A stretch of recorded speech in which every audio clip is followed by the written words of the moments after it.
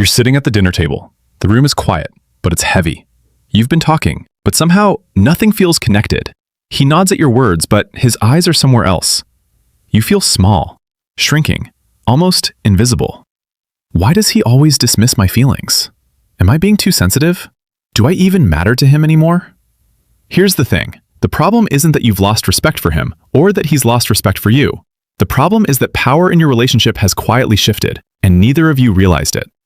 You're not failing at love. You're not the problem.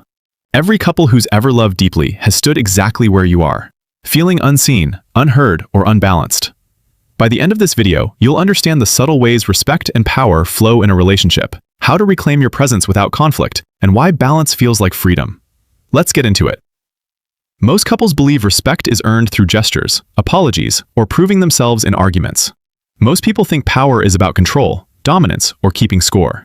But the real truth is, respect and power are invisible emotional currencies. They flow through safety, presence, and mutual acknowledgement long before any words are exchanged.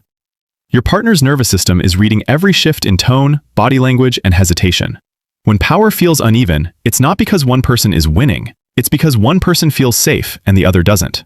And when safety leaves, respect doesn't vanish. It hides, quietly retreating into silence, sarcasm, and withdrawal. This isn't about manipulation or strategy. It's about understanding the subtle emotional ecosystem that determines who feels valued, heard, and seen in a relationship.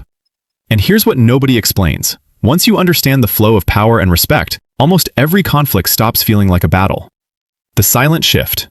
Most couples don't notice when respect begins to drift.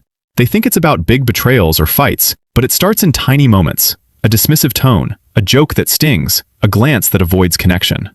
Your partner feels unsafe expressing themselves because they subconsciously sense that their voice carries less weight in the relationship.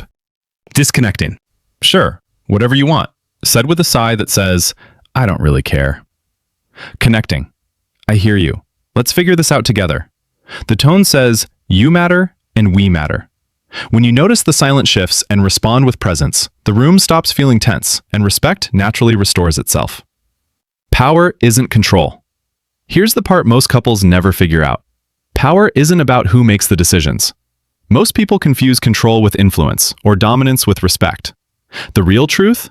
Power is the ability to hold space for both people's voices without threatening the connection. Disconnecting. Do it my way or we can't do this at all.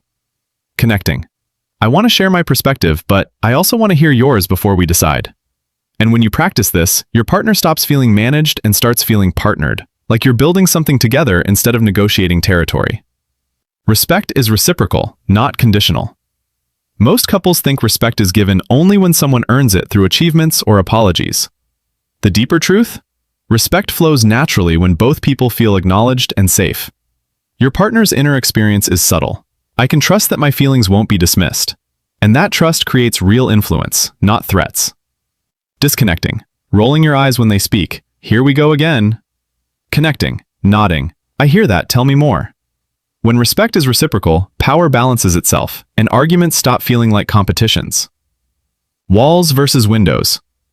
Emotional walls aren't disrespect, they're survival. Most couples mistake withdrawal or defensiveness for disdain. In reality, your partner is protecting themselves from feeling powerless, unheard, or unsafe. Disconnecting. Silence, cold shoulder, leaving the room. Connecting. I can see you're upset. I'm here when you're ready to talk. That window of presence, even without solving the issue, dissolves walls faster than any lecture or plea ever could. The power of choosing you. Reclaiming your power doesn't mean controlling your partner. Most people think asserting themselves means dominating. But the truth? Choosing your own boundaries and expressing your needs is magnetic. It signals emotional integrity, and it naturally shifts respect toward balance. Disconnecting. Giving in to avoid conflict. Fine, whatever you want. Connecting. I can't do that right now. Let's find another way. When you do that, the relationship stops being a negotiation and starts being a partnership where both feel valued, safe, and fully seen. This isn't a checklist. It's an invitation to show up differently. When you internalize this, you stop reacting and start responding, and your partner feels it before you even speak. The kind of love that feels balanced, safe, and deeply connected isn't built in big gestures. It's built in the subtle, consistent ways you honor yourself and each other every single day. The relationship you want starts the moment you stop waiting for it to get better and decide to be what makes it better.